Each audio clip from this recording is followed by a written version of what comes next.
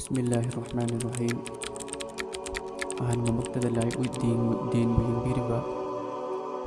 pumnamakpu thakachari ngasi aikoina nainagadoriba topic asi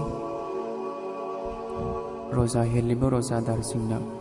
thawoina khanjilludabadagi aikoina adum soiraga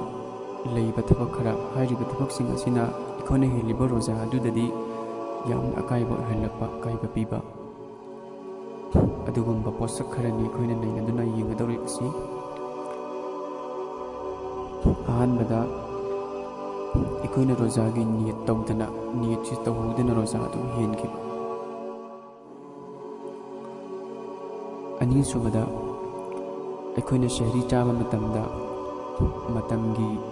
fikar leitabadagi jackson hudabadagi fajar azan lawrak charaga leiramba ahum subada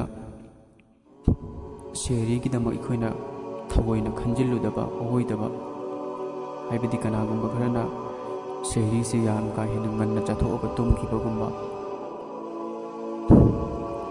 adagi thengna yamna thengna chabagumba adu tasengna shehri chabagi matam khwaidagi hena faba matam se shehri loiramdaigi aroibagi pungkhai magi manungsida chaba ina 35 kungi manungda chaba sina khwaidagi hena fina alimsina takpi mari subada chaba matamda aikoina henjinna ka hena chaba iftar dabu oiro shehri dabu oiro chaba matamda ka hena henjinna chaba si sunnat ki khilaf ni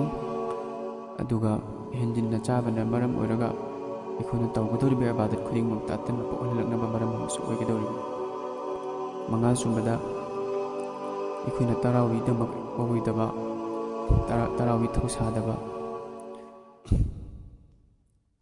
taruk subada tarawi da aikoina quran si yamna thuna sonba karachi tasengna chojoba alamai karam singna abibada tarawi da quran yamna thuna chunin basi yamna phattaba thawak amakni hana takbiri tari subada aikoina etika manungda mayam puna phamaga wari watai tawraga matam hawangiba nipan subada Lailatul Qadar gi numit asi aikoina Ramzan gi kuntare ni panbagi ahing sini haidana aikoina chapchana khanjinba masi tawhidaba thawa pot amakhakni Ramzan Lailatul Qadar gi singba numit asi aikoida habiramdra habasi chapchaba numit habiramdra habasi aikoina alim singna habibadagi aikoina matam kaya gi mamangdagi taaduna laaba pot amakhakni masida aikoina kuntare ni panbagi ahing sini haidana chapchana khanjinba masi tawhidaba pot amakhakni Ramzan gi aroibagi tarani sigi manungda tuma sudaba numit sing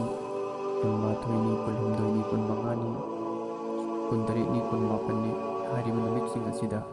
Lailatul Qadar thiyu haidana takpibani mapan subada aikoina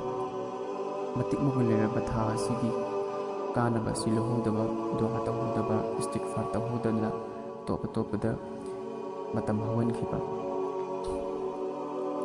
tara subada Quran tilawat tawhudaba tara matu subada matik mugulera ba tha asibu arimbada hawan khiba matam manghanba second khudingmak numit khudingmak tha sigi second khudingmak aduki matik mamal leikhaba hakta oiba asida aikoina atopada matam manghallaga matam lelaga matam se ariambada manghankiba tarani thoi subada aikoina shahringa na tathoga tumbadagi natragana oidabadagi fajrgi namaz te qaza tawba fajrgi namaz su aikoina heliba roza aduga chapmanaba faras ne habasi aikoina kaudaba fai taramatu subada zakat pithokdaba taramari subada zakat piribasingna zakat ado hotpa matamda calculation tabu matamda fajana properly fajana mamutana sengna fajana tawdaba 35 subada aikoina roza